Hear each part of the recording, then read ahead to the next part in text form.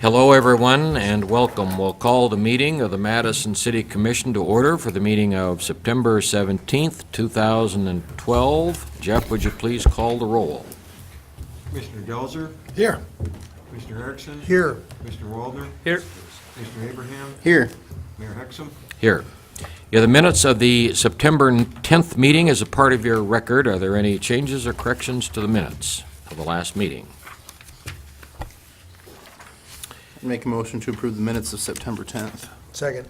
Motion is made and seconded that we approve the minutes of the September 10th meeting as prepared. Any questions or speaking? Hearing none, all in favor of the motion, please say aye. Opposed, no. Motion is carried. You have the agenda for this meeting before you. Are there any changes to the agenda? Make a motion to approve the agenda. Second. Motion is made and seconded to approve the agenda as prepared. Any questions or speaking?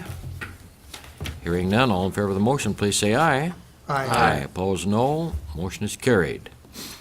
Under appearances, acknowledgments, and correspondence, we have two letters in our packet to acknowledge a letter from John Goldman and also a letter from the Madison Area Chamber of Commerce regarding the East Center Street truck traffic situation that was addressed last week. Both of these letters are self-explanatory. I believe that they do not wish to limit any type of traffic on East Center. They want it left as is, open to all forms of traffic. Has anyone else heard anything regarding either of those letters? I guess they're self-explanatory and regarding the proposal which was presented last week to restrict East Center Street truck traffic. So, if there is no discussion, Jeff, we should probably have a motion to acknowledge the receipt of those letters for the record of the meeting. I'll move to acknowledge the letters from Mr. Goldman and the Chamber of Commerce. Second. Motion is made and seconded that we acknowledge the receipt of the letters from John Goldman and the Madison Chamber of Commerce regarding East Center Street truck parking, or I'm sorry, not truck parking, truck traffic, and to not make any changes in that respect. Any questions or speaking? Hearing none, all in favor of the motion, please say aye. Aye. Opposed, no. Motion is carried. We have no items listed under old business. Moving to new business, we have several items. Number one is to review a letter from the South Dakota Public Assurance Alliance regarding property survey. And Jeff, I would ask for a comment from you on this letter. Certainly, Mayor. You may recall that a couple of weeks ago on the agenda were some recommendations from our loss control company to make certain improvements to different buildings throughout the city. And that was conducted by a company that's employed by the South Dakota Public Assurance Alliance, with whom we have our property insurance and other forms of insurance also.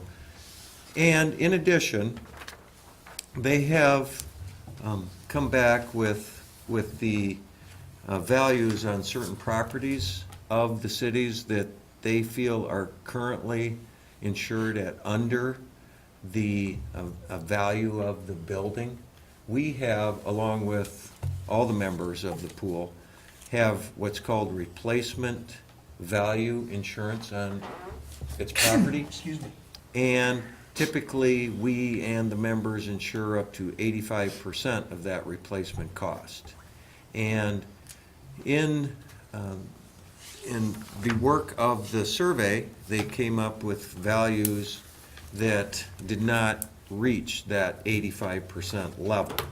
And so I thought I'd bring you that list of certain properties, and also, and the most significant two are that they feel the wastewater plant is significantly undervalued at $1.3 million. And, you know, we have done a lot of improvements down there in the last 5 years, 4 or 5 years.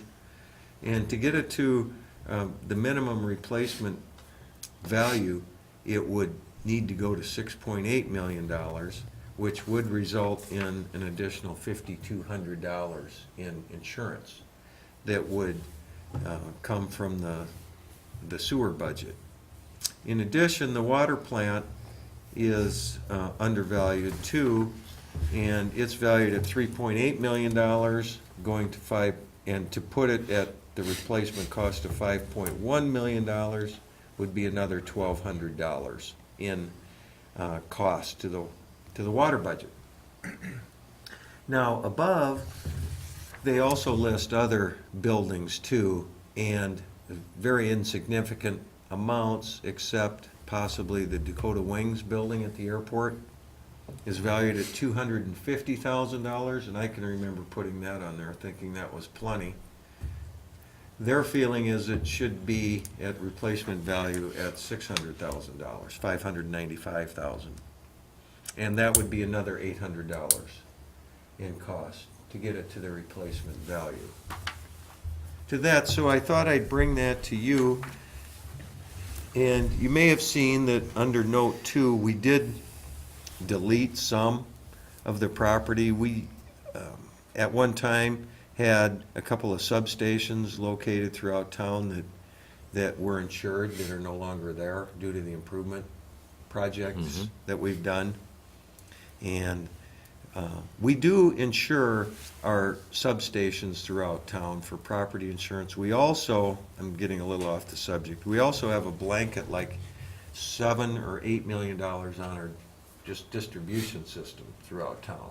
Just poles and wire in case a storm would come through or something also. But anyway, it's kind of interesting. This is what they presented. This is kind of an interesting book. They go through like here's the Aquatic Center, and they've got pages on the type of construction, how big it is, the cost of replacement. They have pictures of, and the diagram, pictures of all, actually this isn't a picture, this is a drawing.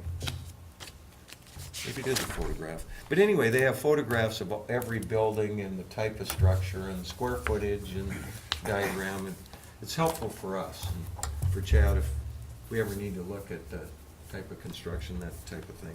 But anyway, we have this on file. And they won't be back for 3 years now to do an inspection on that. So Okay. I didn't know if the commission had any input or if what the feeling was on insuring. Like at the waste plant, you may have read that, they value it, this Marshall and Swift company is kind of a standard appraiser of properties throughout the nation. And they value wastewater plants and water plants at the volume that you can pump, or the gallons that you pump through there each day. And that's how they come up with their So replacement everything cost. is valued at then 85% of replacement cost? Well, in some Is that what cases, these we numbers? probably have it at 100%. Okay, But these are undervalued. okay. We need, if we want replacement cost insurance, we would have to raise it to 85% of the replacement cost. So then, the values that they're recommending here, Right. is that 85% plus then? It's 85, no. The values they're recommending it, that we put them at are 85% of what they estimate the replacement cost would be. Okay, that was my question. Okay, so that's the minimum. That they want. I guess we're at the minimum. Yes. Well, some of our. For their Some of our expectations. properties, though, we're at over, we exceed 85% of the value. But those wouldn't be lowered then to the No. 85% level. We would Right. keep those Right. at a higher level. Right. Okay, that was my question. Thank you. Any other questions? Jeff, if my math's right, it looks like about $8,800. For everything? Yeah, it's $7,500 on the bottom and about $1,800 on top. Mm-hmm. And those are, the ones in the bottom are at the lower end of the replacement. So, Right. I certainly think that we would be remiss in not doing at least what they're suggesting. Mhm. So I realize that 7,500 of this is gonna come out of the utility water budget, but that's sewer Mhm. budget, but that's what we need to have it. If we have a catastrophe, it'd be money well spent. So I guess, Mr. Mayor, I don't know, if you are looking for a motion, Jeff, to have those amounts? Please. I would move that we take action and direct the finance officer to make the recommended adjustments and assign the insurance premiums from the various departments. Is that appropriate, Jeff? Mm-hmm, certainly. Second. Okay, we have a motion and a second that we accept the recommendations on the value of city property, and this is according to a study and recommendations done by the South Dakota Public Assurance Alliance, and that we will approve and recommend the implementation of their suggested values. Mm-hmm. Okay? So are we doing all the increases or just to the water? No, Water treatment. I was all the suggested ones that are on the sheet. Everything Both at that- the top and the bottom. That was my motion. Mhm. Any other questions? The only other comment is, these would put the values at 85%. In case of a catastrophe, we could hope that FEMA would come through, but you never know, so it's smart to have, at least 85% Yeah. insurance value. Any other questions, comments? Hearing none, all in favor of the motion, please say aye. Aye. Opposed, no. Motion is carried. The business number 2, we have Resolution 2816, Lakeview Industrial Park plat. Chad, I guess it's Sure. your turn. Thank you. This plat is for Lot 1, Block 6 in the Lakeview Industrial Park. It was reviewed by the Planning Commission last Tuesday and approved by them. This is where the new Global Polymers business will be located as proposed, and a conditional use was considered for this location and approved. I would recommend approval of the plat. And according to information, this plat is approximately 10.5 acres in the Lakeview Industrial Park, correct?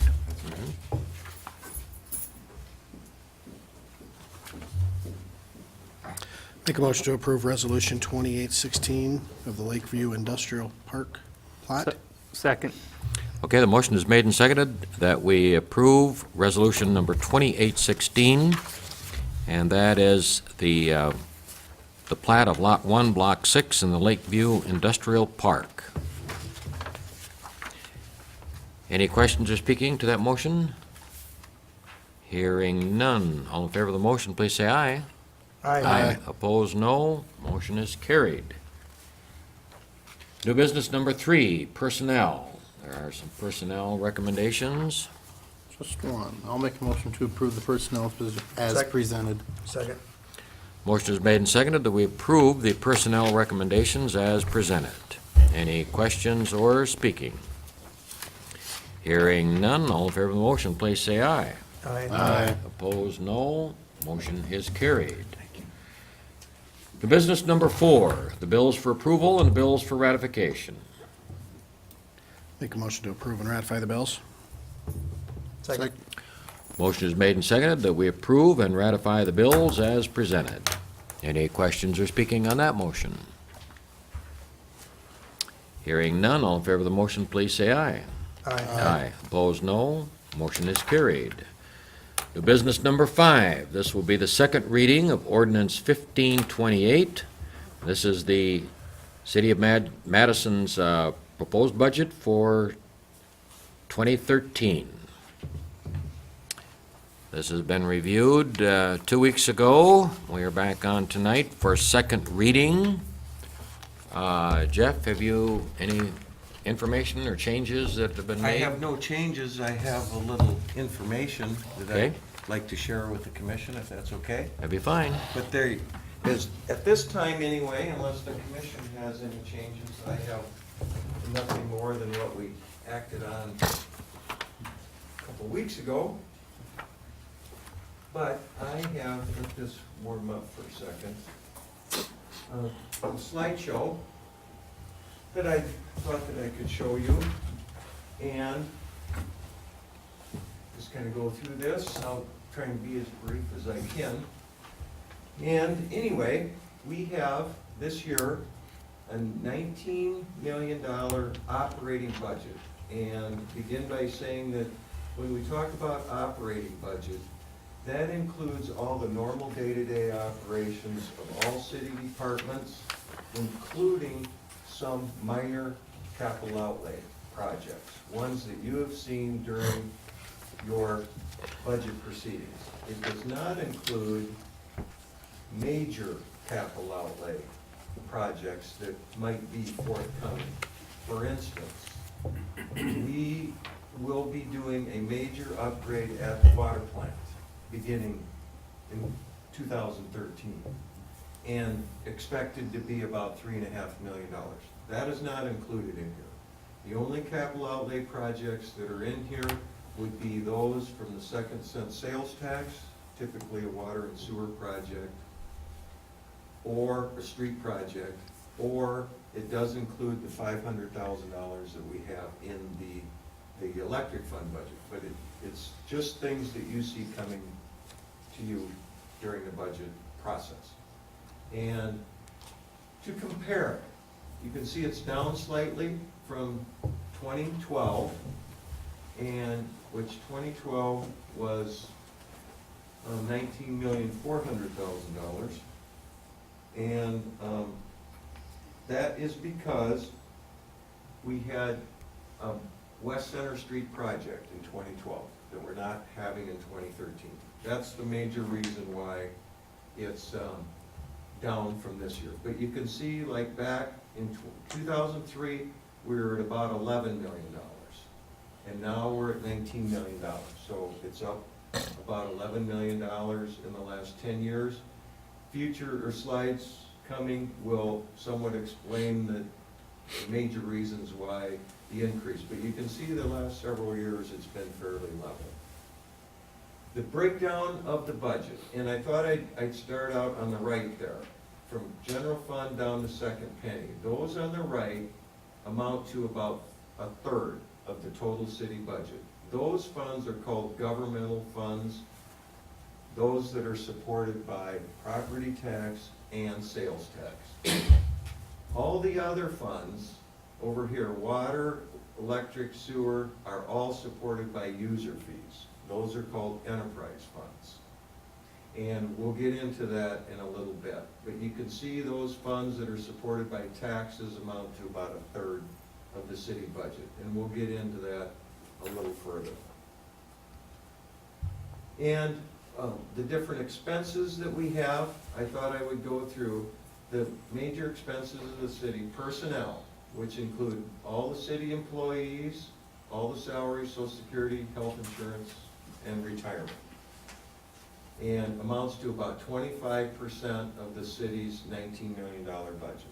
So it'd be a little light of $5 million, or the city spends on total personnel costs. The next one down to the right is current expense. That is all the miscellaneous accounts, utilities, all the insurance costs, any supplies for water meters, any transformers, supplies that are purchased in the day-to-day business. Any repairs that the city does, gasoline, the city spends quite a bit on gasoline, dues, things like that. Capital outlay is 5% of the city's budget, and we started doing the budgeting for the capital outlay slightly different last year. We still budget for some major projects. However, some of the equipment purchases of the city are not in the capital outlay. As you recall, we've created a depreciation reserve, and there might be some capital outlay equipment purchases that come next year that are not in this budget, and Fred will bring those to you next year. Other over here, 21% of the city's budget are in items such as subsidies that the city gives to the LAIC, to the chamber, to the Meals on Wheels, to the Senior Citizen Center. The depreciation reserve that we create, the city sets aside about $1 million a year in depreciation reserves. Contingency and debt service, which I will get to the debt service a little bit later, which are annual costs for loans that we have. And I did want to point out, and we will look at this later, that one line item out of hundreds of the city is purchase power.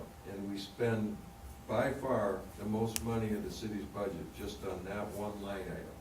It's about $5.8 million, just in one line item.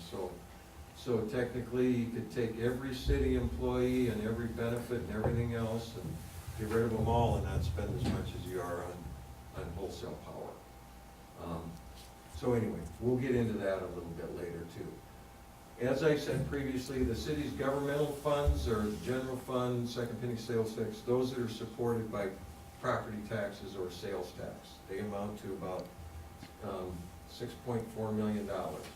This is what's in, these are different departments within those governmental funds. You can see, like over here, or public safety, up on the upper right, the police department and fire department amount to like 29% of those governmental fund expenses. Street department on the right, 22%. And you can just kind of go around to the bottom of the library, lower right is primarily the main, biggest department by far in the culture and recreation. Those terms at the top of each one of those are governmental accounting terms that are used, that we need to use that in our financial reports, culture, recreation, sanitation, public safety, total general government, that type of thing. And like over on the left there, 2/3 of the way down, the park fund is 10% of that governmental funds, so $600,000 or so. So then we'll get into now of those governmental funds, we have the second penny sales tax, park fund, and the general fund. The general fund, again, primary sources of income are property tax and sales tax, and this is the city's property tax levy for the last 10 years. We are limited to what we can levy in property tax to the cost of living and any growth in the city. So you can see we levy about $1,500,000 a year is the total tax levy out of a $19 million budget. Jeff, if we were to look at that same chart from like some other city, would it be about the same? I would say on our size city, definitely, it would be just about the same. Okay. Right.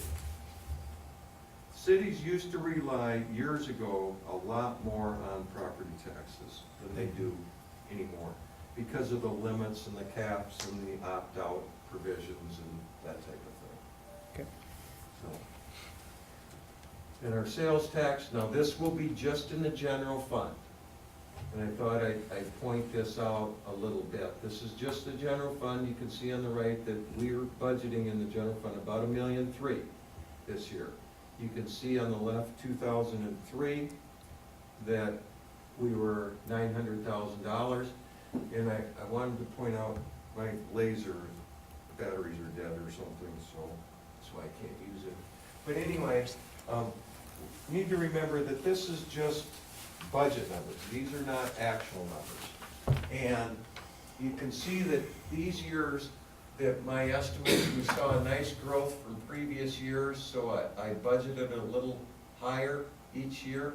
And then a little bit lower in 2007 with the decline.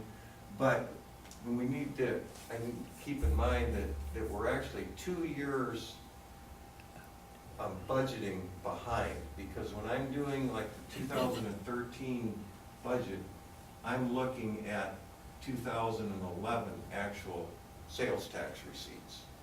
And this year, you can see when I did the 2008 budget, that I used these numbers back here. I could see, oh, we're seeing a nice growth here, because I did it in the summer of 2007 in June, so I was using I was saying, oh, a nice increase, so I'll just keep it going. And this is the 1 year, my tenure here, that we did not meet our budget numbers. So then, you can see, I got scared. Yeah, oh no, that's never gonna happen again. So I dropped it way back down, and have been very conservative the last 4 years, very conservative. However, remembering that these are just budget numbers. The actual numbers here have been considerably higher than our budget. So this year, I could see, well, you know, we more than met our budget these last couple of years, so things are trending upward. So that's why the increase in sales tax for next year. And I feel very comfortable with that number. It isn't more that number's too high, it's probably the 11 and 12 were too low, because I was being very conservative in those years. So, and then the enterprise funds are the ones that we charge fees. They are very close, they are supposed to be self-supporting or very close to being self-supporting. The only one that isn't totally self-supporting on that list is the community center. That's a $700,000 budget. The city gives them $94,000 and the college gives them about $70,000 in a subsidy. The rest of the $700,000 budget comes from their fees. All the other ones are self-supported.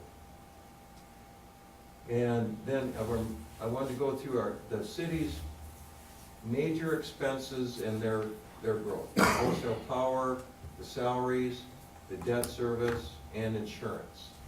In our purchase power, you can see back at the beginning in 2003 was $2.5 to $3 million, and now it's 5.8.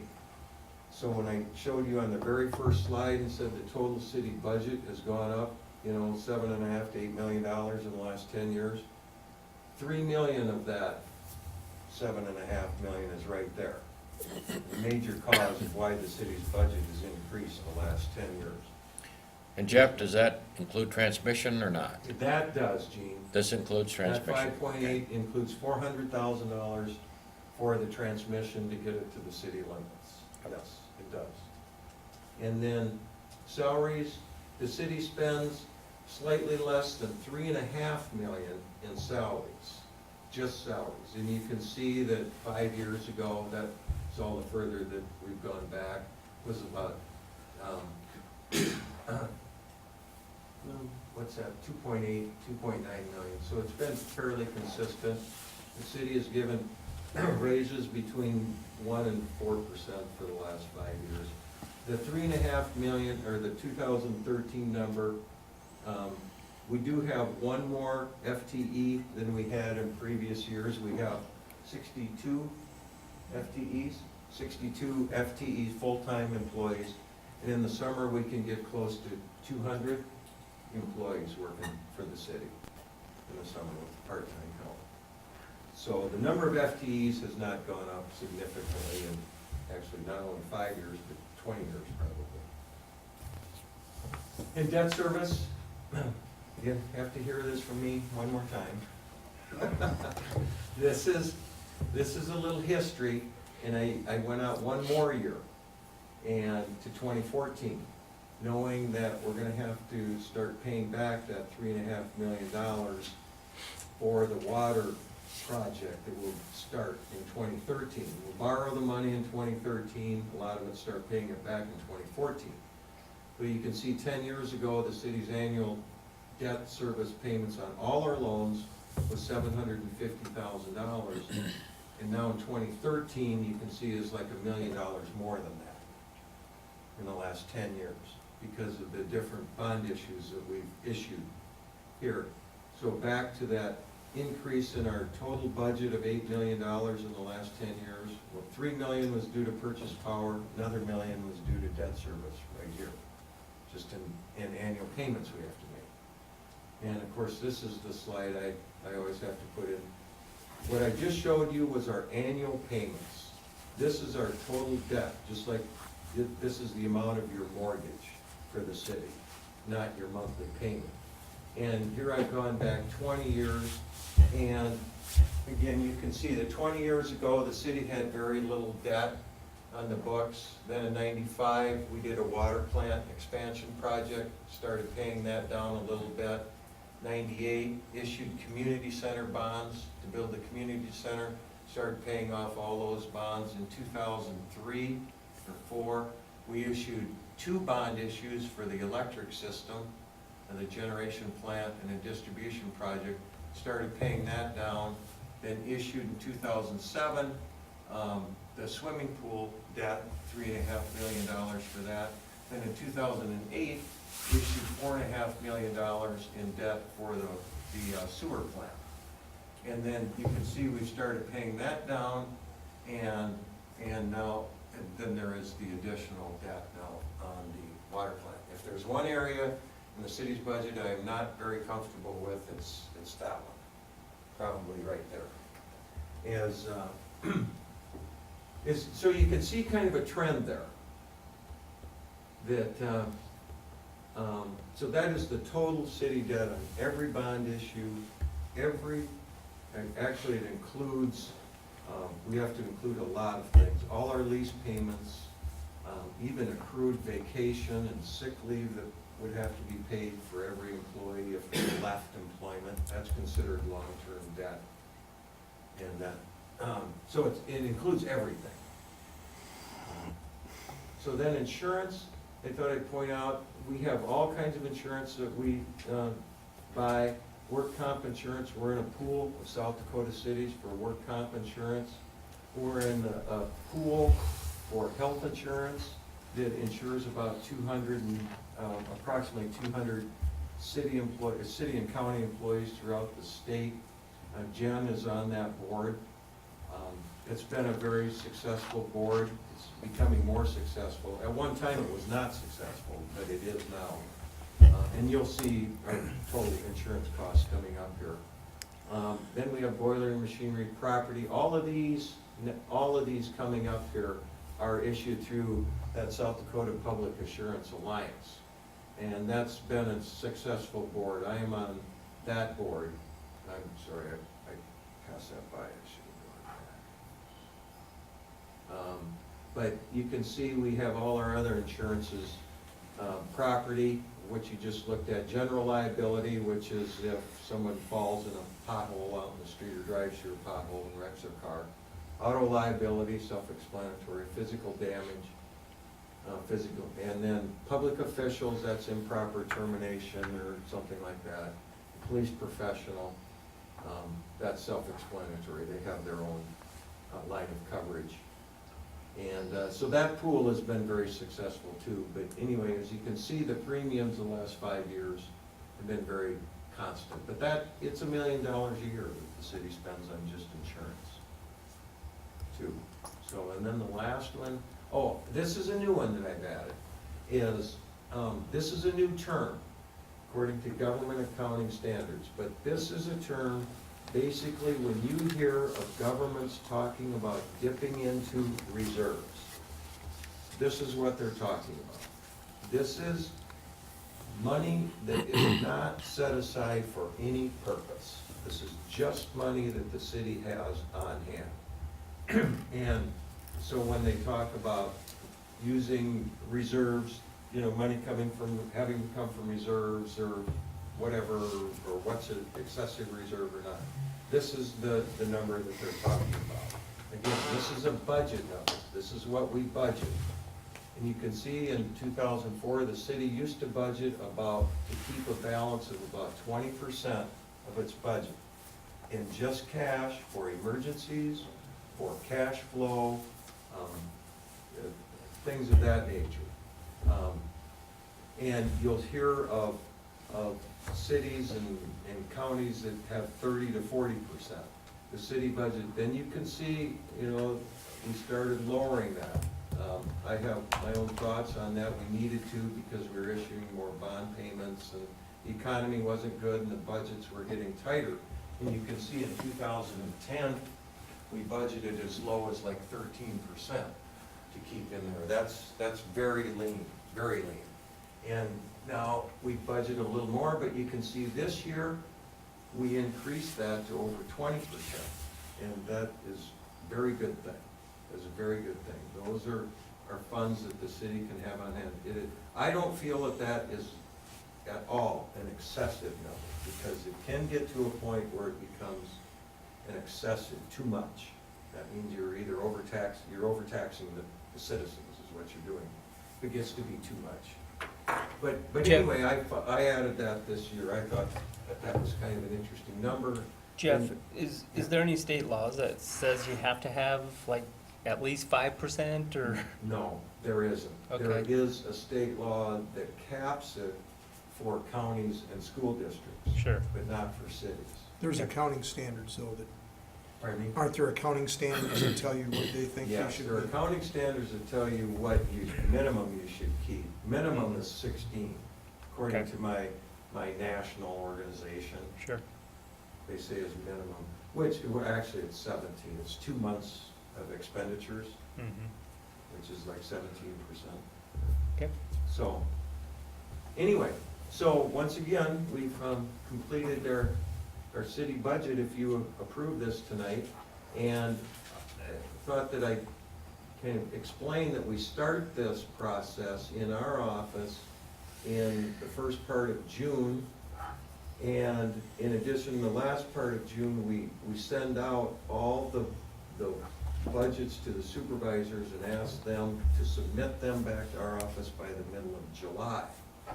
And so that's when we in our office first get a look at what the total budget is gonna look like. And this is a typical finance officer expression when he gets those first budgets. It's like, oh my God, where are we gonna get that kind of money? So then I thought, well, okay, at the end of the budget, what's a finance officer look like when he gets through by the end of the budget? And is thinking about your finance officer for the city and what he looks like. That's me about this time of year every year. And hopefully, since this is the last budget that I'll be presenting to you, that your new finance officer next year will look a little more professional. So anyway, that's all I have, Mayor. Was that Thank you, last Jeff. picture from Occupy Wall Street? Yeah,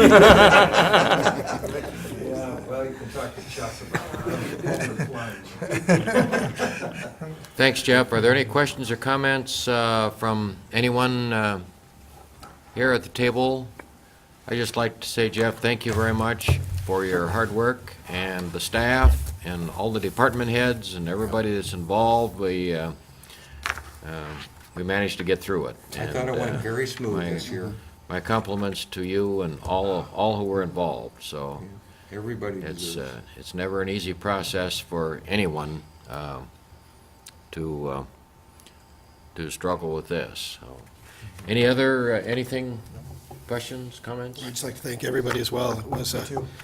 everybody just pitches in at that point. They understand it's not fun to balance a budget, but it's, everybody, does their best to assist and not to, I think in other forms of government, maybe they don't work as hard to help the process. So I just want to thank everybody, especially Fred, since he usually has the biggest area that gets cut, so he always works well with us. So thank you very much. Appreciate that, thanks.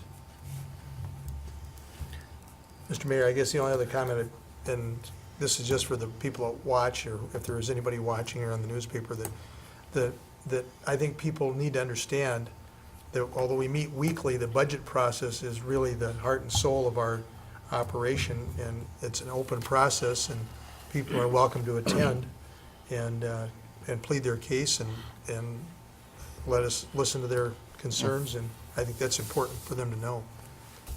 It's not something we do behind closed doors, it's something we do right out here on the table. I've been involved with a lot of budget processes and with business, with church, community organizations, city, et cetera, and I think this is one of the most comprehensive budget processes that I can think of.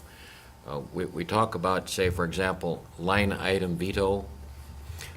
We sit here, Jeff keeps us here week after week, we're line by line by line, by page by page. I think this is the closest thing that anyone could imagine to line item veto.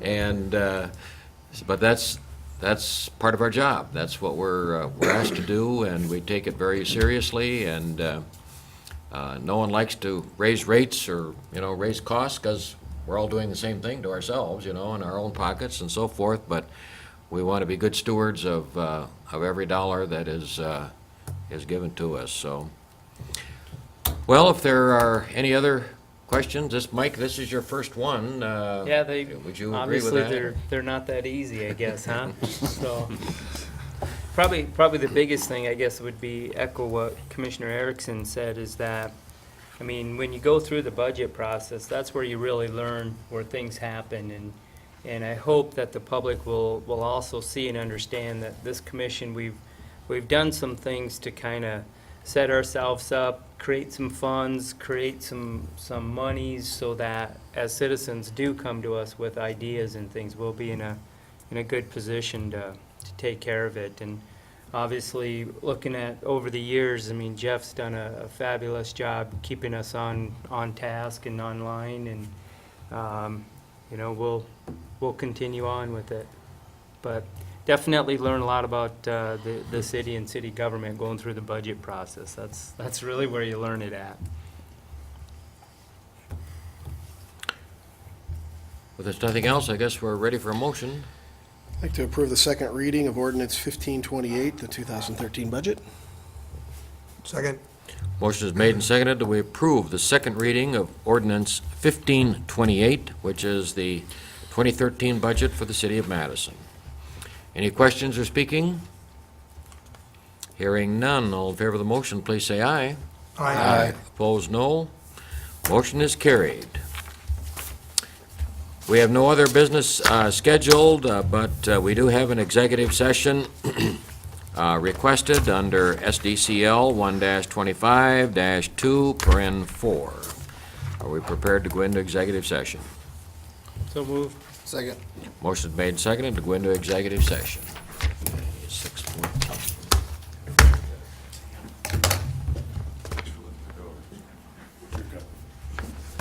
Fred, Jeff, can I'll try and call can you, you but come that's and what it teach was. that up at DSU? They were just, I think you I'll just try and think of took what about it a was. They were- semester's worth right there. Right there. Yeah. Rust Belt. Well, I wanted to do it in like 20 minutes or Did you- less. Oh, you did. He was the one that That was Sorry if I nice. flew through it. No, it's good input. he was talking about the south end of the creek, I think. And I had reminded him